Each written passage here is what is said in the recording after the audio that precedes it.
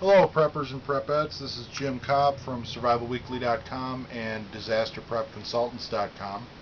I wanted to show you something today called fire straws. Fire straws are a great way to transport tinder ready to use in any size survival kit. When you're done, what you're left with is a little carrying pouch of tinder that is 100% waterproof. Water will not get into these things. And the best part is, it's made from items that you already have laying around the house. What we have here, we've got a pair of scissors, a straw, a little dental pick tool. When it comes time to use the tool, you can use toothpicks or bamboo sticks, whatever you have laying around. I happen to have a dental pick handy, so that's what I grabbed. A pair of needle nose pliers, an Altoids tin, and some cotton balls. Now with the cotton balls, you could use dryer lint, you could use cotton balls, you could soak either of them with petroleum jelly, whatever you choose to do. The Altoids tin I have because I like carrying my fire straws in this size container. And the first step is you want to take your straw and you want to cut it to size. Now this is a straw that I got from a fast food place. As you see, it's kind of short because I've been making fire straws today. I like fast food straws because they're wide, and as you'll see as we go along, wider is better, it's easier to use. First step is you take the straw and you cut it to length. Use whatever container you decide you want to carry these in. Got our straw. The next step is to seal one end. We do this with a candle and the pliers. What you do is hold the candle an inch or two away from the flame until you start to see the plastic soften, and then crimp it shut with your pliers. That completely seals that end. Next step is to fill the straw. I'm going to use cotton from cotton balls.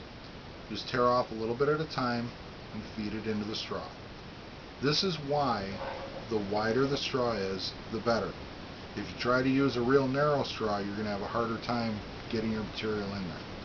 And again, like I said, you could use dryer lint, you could take the cotton balls, soak them with petroleum jelly, if that's what you'd like to do. Totally up to you. If you're using cotton balls, I found it easiest to tear little bits off rather than try to just stuff the whole cotton ball in there. It's fairly full. Now, the next step is to seal the open end. You do that the same way you sealed what we'll call the bottom. Soften the plastic, crimp it shut. And the fire straw is done. It's completely waterproof. Both ends are completely sealed. There's no way water's getting into this. Now, when you're out in the field and you want to go to use the fire straw, what you want to do is take your knife. I'm going to use a razor knife that I happen to have laying around, and just slice it open.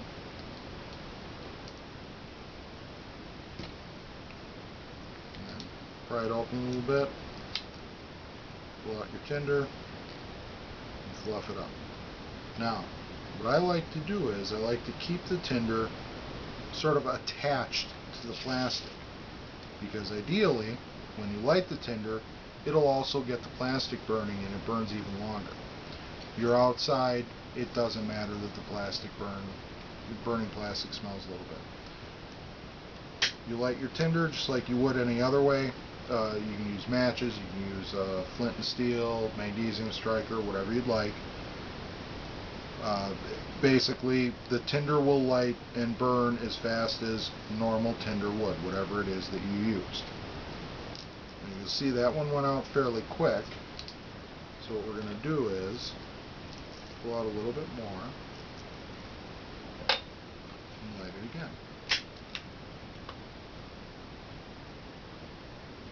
And I can smell the burning plastic a little bit.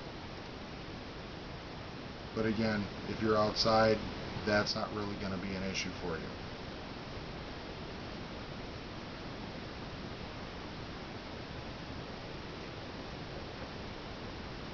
A little bit more.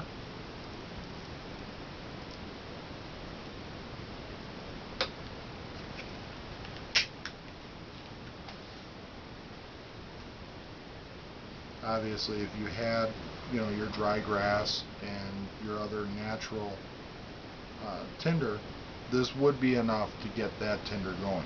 The idea here is that you're carrying completely waterproof tinder that will start very easily from a spark, a match, whatever the case is. Now it's starting to catch on the plastic, which is what we were hoping for.